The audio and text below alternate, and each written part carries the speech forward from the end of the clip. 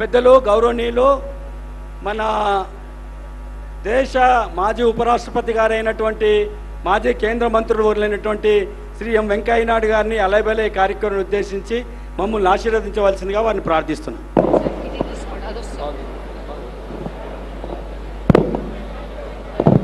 గత 20 సంవత్సరాలుగా మిత్రులు శ్రీ బండారు దత్తాత్రేయ గారు ఈ చక్కని కార్యక్రమాన్ని నిర్వహిస్తున్నారు. వారికి శుభాకాంక్షలు తెలియజేయడం కోసం, అలాగే మీ అందరినీ కలవడం కోసం ఈరోజు ప్రత్యేకంగా ఇక్కడికి వచ్చాం. ఈ అలయ్ బలయ్ అంటే మనందరం సోదరులం, మనందరం బంధువులం, ఒకరితో ఒకరు కలిసిమెలిసి ఉండాలనే సందేశం ఈ యొక్క పండుగ యొక్క, ఈ ఉత్సవం యొక్క పరమ ఉద్దేశం. ఇవాళ దేశంలో కులం పేరుతో, మతం పేరుతో, వర్గం పేరుతో, వర్ణం పేరుతో, జాతి పేరుతో జనాన్ని చీల్చే ప్రయత్నాలు చేస్తున్నారు. కొంతమంది అక్కడెక్కడో ఏదో నేపాల్లో జరిగింది, ఇంకేదో జరిగింది, అక్కడ జరిగింది, ఇక్కడ జరిగింది. ఇండియాలో అలాంటి అవకాశం లేదు.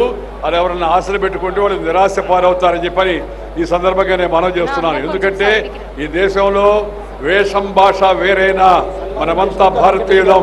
అలగ్ భాష అలగ్ వేష్ ఫిర్ భీ అప్నా ఏక్ దేశ్, వివిధతా మే ఏకత భారత్ కా విశేషత అనే సిద్ధాంతానికి కట్టుబడి జనం తాత్కాలికంగా ఏదైనా చిన్న చిన్న విభేదాలు వచ్చినా వాటిని పరిష్కరించుకొని అందరం కూడా భారతీయులు అనే భావంతో ముందుకు వెళ్తుంటారు. ఇలాంటి కార్యక్రమాలు శ్రీ దత్తాత్రేయ గారు, వారి కుమార్తె విజయలక్ష్మి మరి ఈ అలయ్ బలయ్ కమిటీకి చైర్మన్గా ఉంటూ ఈ మంచి కార్యక్రమాన్ని నిర్వర్తిస్తూ మనకి ఎప్పటికప్పుడు ఈ ఐక్యత యొక్క సందేశాన్ని అందించడం చాలా ముదావం. వారిని హృదయపూర్వకంగా నేను అభినందిస్తున్నాను. అదేవిధంగా మీ అందరికి కూడా ఒకరోజు జరిగిపోయినప్పటికీ కూడా విజయదశమి శుభాకాంక్షలు.